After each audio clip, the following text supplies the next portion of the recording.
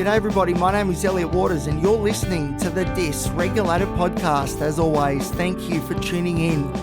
Righto, today's episode is going to be short and sweet because let me tell you, I have had an absolute gutful. I'm annoyed, I'm angry, I'm extremely frustrated, and I've been blowing up deluxe the last couple of weeks because of my inability to be able to sit down, record a podcast episode for this show, be happy with what I've produced, and then publish it for you guys to listen to and hopefully get something out of it as well. I just have not been able to get these episodes done. So if you've noticed that there's been a bit of a drop-off as far as new material and new episodes is concerned, you'd be correct. But I do want to say it's not because I've run out of things to say. That is not true. I've got so much to say, especially about mental health. Man, so much to say. So that's not the issue. And it certainly isn't because my passion for the field, for this, this realm has faded at all. It has not faded. The autistic fixation I have for mental health and psychology and all of that is as strong as ever. Don't worry. So that's not the reason either. The reason is because there's been this re-emergence of an old foe of mine, although this old foe never really goes away, but unfortunately it's been very powerful in its words and its influence the last couple of weeks, and has made producing these episodes near impossible, and it's also had a friend along for the ride as well. So what I'm talking about first off is the inner critic, the old inner critic. If you've listened to this show at all, you would know that the inner critic is a big part of my life and how it's manifested itself and how I think and behave and the emotions that I feel. The inner critic is a big part.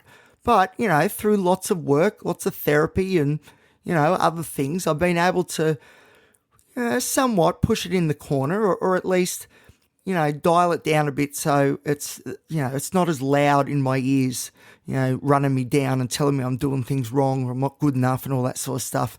That stuff's still there, but it's sort of tucked away in the corner. I've been pretty good at, putting it in the corner and just ignoring it. But I don't know, for some reason over the last couple of weeks, it has come back in a big way, and is really causing some distress for me. That's for sure. Especially too, because as I said, it's got a friend along for the ride as well. Now you might have heard of this concept. It's this idea of perfectionism. So, it makes sense that the inner critic and perfectionism, they sort of go, hand in hand, like a marriage made in hell. Certainly making my life difficult. But the thing is, again, I don't know where the perfectionism stuff has come from either. It's not like I've done something and I've been told all this negative feedback. Like, there's been no negative feedback. Quite the opposite, really. I don't know what's caused this. I don't know. My medications have been stable. My sleep's been a bit all over the shop, but, again, if you've listened to the show, you know that that's pretty normal for me. So I don't know. I don't know what's sort of changed in my world to bring this intensity of negative cognitions and thoughts and emotions and then behaviours, or lack of. I'm not sure where this has come from, but it doesn't really matter because at the end of the day, it's here and I've got to confront it and I've got to find a way to nullify, its influence and get back on track. But it's interesting though, this whole perfectionism thing. So what's happened? This is how it's manifested itself and how the inner critic has used it as leverage to get back at me. Because what's happened is my expectations have gone way up. So all the way up to perfect. Unless I am able to produce an episode that is perfect at the moment, I have great difficulty in being able to acknowledge that it's not perfect, but it's still valuable and deserves publishing. So that's what the inner critic's done. It's pushed it's raised the bar to a level that's unattainable. And therefore, when I've been trying to do these episodes, I've fallen short of the mark because, it's unattainable and there's no such thing as perfect. But that's what the inner critic expects, and it's been powerful enough to make me expect that as well. And that if it doesn't produce itself, if I put in lots of effort but it's not quite perfect, well, that hasn't been good enough recently. And that's not good. But there's an extra, sort of layer to all of this that I think is interesting, which is the fact that the imperfections of this show, of me and what I bring to the show, I think the imperfections actually help with this podcast and has helped make it as successful as it has been. Because there's nothing perfect about mental illness. There's nothing perfect about life, real life. Things go wrong, things aren't as they should be, all of that stuff. There's imperfections all around us. And for somebody who's dealing with mental health concerns, there's imperfections inherent in that. You can't separate the two. That's just part of the deal. So that's why I think it's interesting, because the imperfections of this show, I think, adds to it in a very good way and adds to the relatability of the content that I'm putting out there. Because this isn't, the most fancy, shiny podcast on the internet. I don't have the world's most expensive equipment. I don't have people that edit the episodes. I just do one take and hope for the best often, except obviously lately I haven't been able to think like that, but whatever. But there's no producers, and all of this is done, here at mum and dad's place where I'm living in my sister's old bedroom, and that's where this podcast emanates from. And so I think the imperfections of the show adds to the relatability and the real, genuine, honest, vulnerable approach that I try and take with the podcast.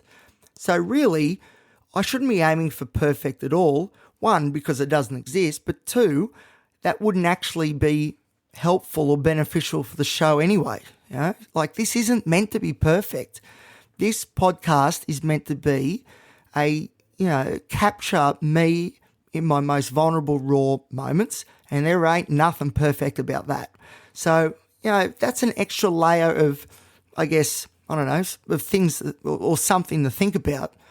This idea that probably deserves its own episode, but this idea that imperfections can actually be a good thing, and that something going perfectly maybe isn't, in some areas the way that we want to approach things. So there you go. But unfortunately, that logic, and I think that is quite logical, feel free to let me know if it's not, but that logic, unfortunately, still hasn't been enough, though, to put this issue to bed. So I don't know, again, I don't know where, this renewed energy and intensity from these negative parts have come from, but it's really put the handbrake on me being able to come out with the material that I've got ready to go. I just need to be able to sit down and record it, because some of these, I'm telling you, some of these episodes are beauties. Seriously, if you thought the potty was good up until this point, trust me, there's even better coming.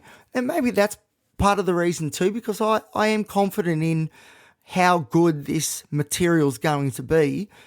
So I guess there's a lot of pressure I put on myself to make sure that, I do the material justice. So, maybe it's just that sort of idea, and me being me, everything's black and white, 0, 100%. This is just another example of things being amplified to 100%. So I don't know. But the main thing is I need to dial it down so I can get these episodes done, because there's nothing perfect about not producing content. That is not the way forward. So, but unfortunately, that logic, this logical way of thinking hasn't been enough to quite put those two concepts back in their boxes where they belong, in the subconscious or unconscious mind, definitely not the conscious mind. And it's been difficult too, because, it's difficult because every time or every day that I haven't done an episode when I feel I should have, the pressure builds and builds and builds. And it becomes a real problem because it makes me very angry and irritable. I do. Like if I haven't been putting these episodes out like I want to be, I feel like I'm letting myself down. I'm letting you guys down. And that, my chances of being successful in life, whatever the hell that is, I suffer a blow to that idea and that dream when I'm not, consistent with the podcast episodes and output, because this potty is so important to how I view the self, and my idea of being successful is having a successful podcast. So obviously if I'm not doing it, if I'm not making the episodes, that's bad, because that's stopping me from being successful. And that's one of those, existential sort of questions that people who are, very deep thinkers, especially of the ruminating, melancholic kind, such as myself, those are the things that we dwell on, as well as things like, the meaning of life and all that. And again, in the meaning of life and my purpose and stuff, this show is a big part of that as well. So when I'm not able to engage with the show and produce what I want to be producing to a level that's satisfactory, that has massive effects for me psychologically, because there's so much tied up in this show. Hope that makes sense. But yeah, so what's been happening though has been, like, I've tried to record these episodes. Trust me, I have sat down and I have spent hours and hours and hours just trying to get these episodes done. Like, I'll just sit there, I'll do, 5 minutes, or I stumbled across a word, delete. Or I'll do 15 minutes and I forgot what I said at the start, so I'm assuming I'm probably repeating myself. Delete, start again. Then I've done another 10 minutes, but there were too many ums and ahs and stuff like that, and, I don't think it's up to standard. Get rid of it and then do it again. Half an hour this time. I got right to the end, but then I stuffed up the ending, so I've got a bad feeling about it. The vibe's off. Delete, do it again. Like, I've been doing this every day, like, for hours and hours and hours. It's driving me insane. Some would say it's dedication. I'm dedicated to trying to produce something really, really good, which is great. But, there is a point where it becomes extreme and it's actually maladaptive and it's not healthy and it's, causing issues across the board. And me sitting at this computer in my sister's old room, where there's no air conditioning because it's very hot at the moment here in Newcastle, Australia. So I'm sweating big time.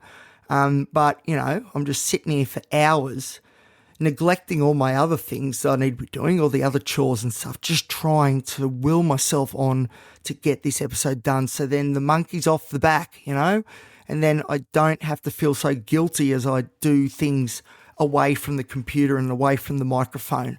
And that stress can be alleviated, even if it's just for a moment.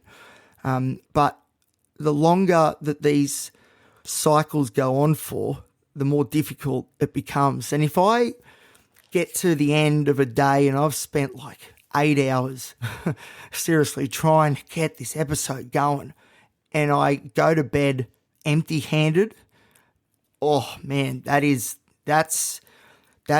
guilt, that's shame in a big, big way. It feels like I've let everybody down. I've let myself down, again, illogical sort of stuff, but this is mental illness. There's no rule book. It's not perfect. as I've sort of said, that's sort of part of the deal. So anyway, that's what's been happening. So just these obsessive sessions of trying to get these episodes out, not being able to do it, absolutely beating myself up over it, getting stressed, getting more and more angry and agitated, and it's been a nightmare. It's been an absolute nightmare. So that is, look, I'm going to probably wrap it up there. That's even longer than I was expecting. But like I said, there's some great material coming and I really want to get it moving, like it's just, so frustrating that, see that? I almost, right, here we go. In real time, see how I stumbled a little bit. You probably didn't even notice, that's the thing, but I certainly did. I stumbled a little bit over a few words just then, because I had two things in my head at the same time and I wasn't attending to one or the other. So that causes me to, short circuit and all that sort of stuff. But that little moment of stumbling over those words straight away, instantly, I was like, right, I've got to delete, got to start again. And I'm so glad I've been able to catch myself and stop myself doing that. And seriously, I'm not doing this, to show an example. That is legit. I was very close then to just automatically going, nah, I'll do it again. It's all right. It'll be all right. I'll be quicker this time, Oh, man. There you go, in real time. So I'm very glad that I avoided that. That is good. But that's how small it can be. It's frustrating. A lot of effort goes into this show, seriously. I'm trying to be kind to myself here. Like, it's hard yakka doing this show sometimes. And, I appreciate so much that people listen and put up with me with, the lack of structure and the lack of, consistency. But I do thank you for staying true because, it's not easy, this show. It's not easy to do. And a lot of it's because of my ADHD and just the organisation. It's not so much what I'm talking about. It's the whole process involved in getting it done. So I'm so glad that you guys listen and make it all worthwhile, because you do make it worthwhile. And I am committed. Trust me, there is some good stuff coming. Hopefully I'll be able to now get this episode published, get the monkey off the back, bit of relaxation, have an early night tonight, go to bed. Don't be thinking about the podcast. I'm going to try and, read one of my books. So I'm not thinking about mental health and podcasting because, I've devoted enough attention to that well and truly today and over the last couple of weeks. So I want to enjoy the fact that I've got a brand new episode out there. And even though I suspect that it sounds like I'm just rambling on and going around in circles, you know what, everybody? I don't care, because the real take-home message is that I've got this episode done and now I can relax for a little bit. And then I reckon moving forward over the next few days, I'm going to be able to produce these new episodes with this great material that I'm dying to let you in on, because it is unreal. All right, that'll do from me. As I said, I think I've probably been waffling on, and see, again, I got the urge to just delete it and then just start again, but I can't. It's like 10:30 at night. I've sat up before for hours, till like 4 a.m. just trying to get episodes done, and I can't do that because the lack of sleep is a major problem. And I know that if I stay up till like 4 o'clock, for example, and I am still not able to come out with something, tomorrow's gone. The whole day's wrecked for sure. So I know me pretty well, and at least now I know when to sort of, really put in that boundary, or else things get out of control very quickly. It's a good thing that I can identify that. The problem is that I keep running into the boundary, There's still that urge to go through that boundary and just keep pushing. But thankfully, that's not going to happen tonight. Definitely not. All right. Thank you, everybody, for listening. I do appreciate you. As always, if you're enjoying the show, feel free to subscribe, give the show a great rating, and you can share it around with your mates, and you can follow me on Instagram at elliot.t.waters, and you can follow the show on Facebook by searching the Dysregulated Podcast. Until next time, see you later.